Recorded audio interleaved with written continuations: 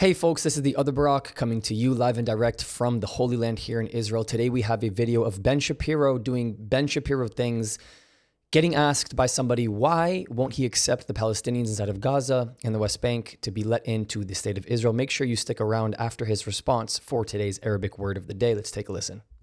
Hi, I just wanted to say that obviously Hamas is evil and bad. I don't support religious extremism or fundamentalism in any, don't laugh at me, thank you, but religious extremism or fundamentalism in any form. However, to me, what I'm just really confused on is why you don't support the citizens of the people living in Gaza and the West Bank, why you don't support them being able to also live inside of Israel. Why don't I support them being able to live inside of Israel? Because they would immediately vote to destroy the state of Israel and interpolate another terrorist group like Hamas or the Palestinian Authority, endangering every Jew in the region. Everyone knows this. A single state is not a solution. It would endanger every Jewish life in the region. This is why Israel has pursued a two-state solution. It's why the international community wants a two-state solution. The only party that doesn't actually want some sort of two-state solution seems to be the Palestinian Authority, which has rejected every deal ever put in front of it, and Hamas, which is seeking to kill Jews in, by the way, a non-settlement area. That's not even an area that's controversial. That is not even a disputed area where they were murdering Jews. That was just outside the Gaza Strip. That's been Israeli territory since 1947-48. Historically speaking, okay. Let me ask you a quick counter question. America is a country of 330 million people. There are a billion Muslims across the earth. Many of them live in places like Afghanistan, Iraq, Iran, Saudi Arabia, and have very, very different opinions on politics and women's rights than I assume you do. You proclaim that you're secular and you don't like religious fundamentalism. How would you feel about importing, say, 300 million of those people into the United States? Would that make you feel like, is that a good idea or a bad idea? I believe the reason that those people are, I believe the reason why they are religiously extreme is because of the conditions that they live under, because of the actions of America. That's absurd and foolish. I'm sorry, that's absurd and foolish. That's not absurd and foolish at all. Okay. It's America's fault. According to this girl, it's America's fault. It's the United States of America's fault that all of the Muslims that Ben is referring to in these countries are religious extremists and fundamentalists. It's America's fault. I don't know how old she is. She looks pretty young. 16, 17, I have no idea. This is how 16, 17-year-olds are thinking today. It's scary. Yeah, and the reason that's absurd and foolish is because religious fundamentalism in the Islamic world did not begin in the year 1948. To pretend otherwise is to ignore literally all of Middle Eastern history.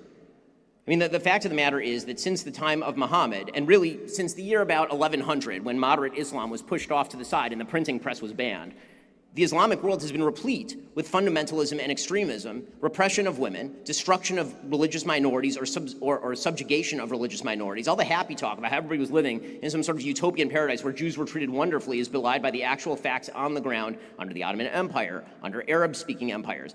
Again, this idea that religious fundamentalism is driven by the West is honestly, it's so narcissistic on the part of Westerners to believe that the only reason that religious Muslims believe what religious Muslims believe is because of us.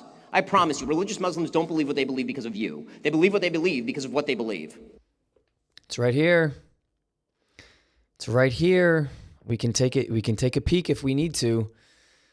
It's right here. They believe what they believe, not because of the United States of America, not because of the great Satan, not because of Western morals and the code of conduct over there. It's because they're looking to destroy it from day one. As soon as they're able to breathe as human beings, they are taught to go destroy America.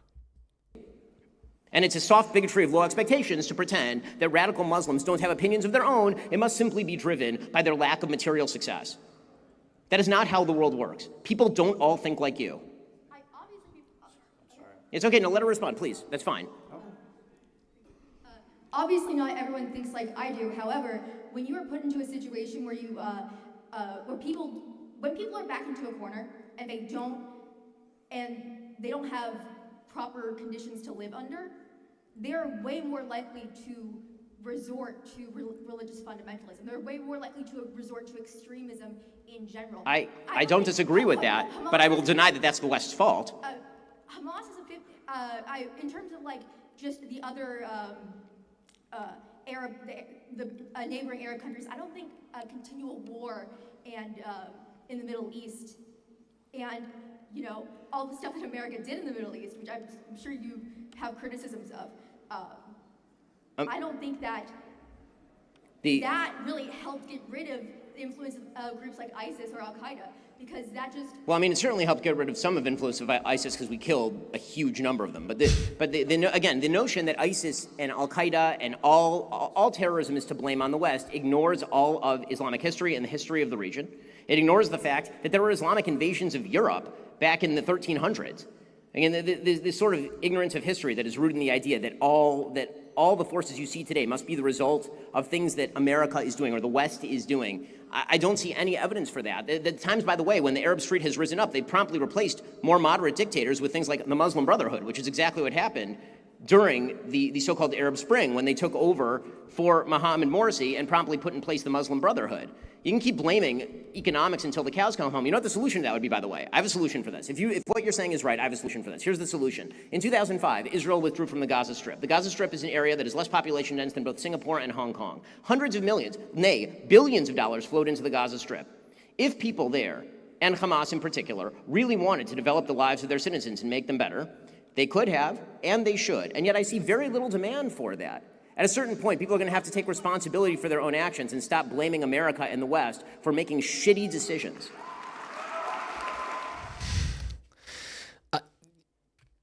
Every time there is something out of the Gaza Strip that the world looks at and sees, from the videos, from the footage, from the despair, from the destruction, believe it or not, it's not just condemned against Israel. People don't just say it's the Jews' fault and it's the Zionists' fault. They say it's the Jews' fault and the Zionists' fault because of America.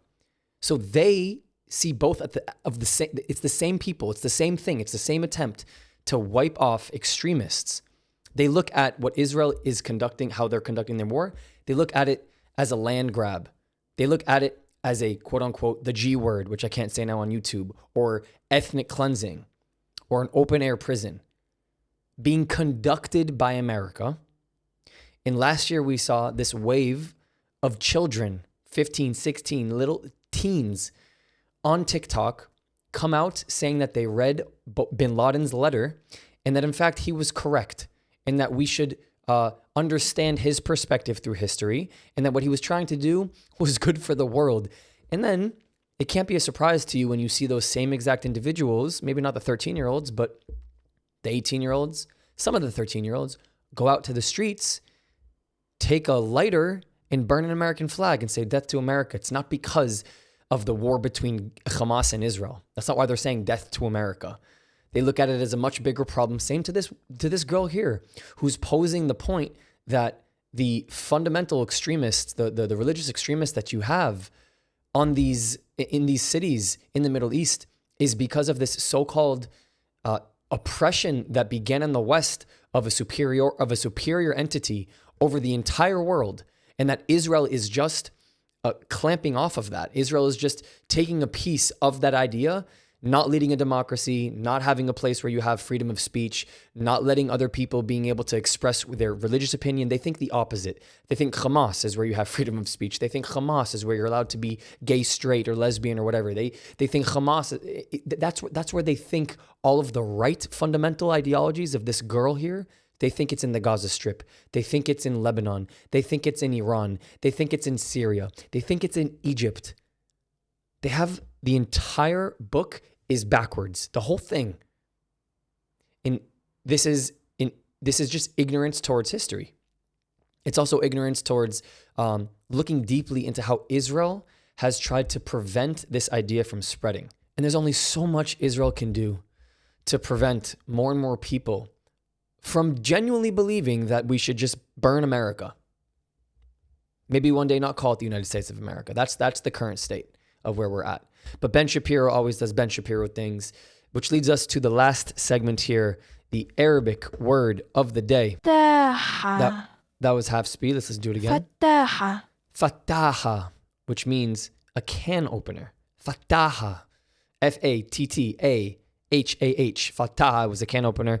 Thank you so much for all of your continued support. I have one more thing. Don't go.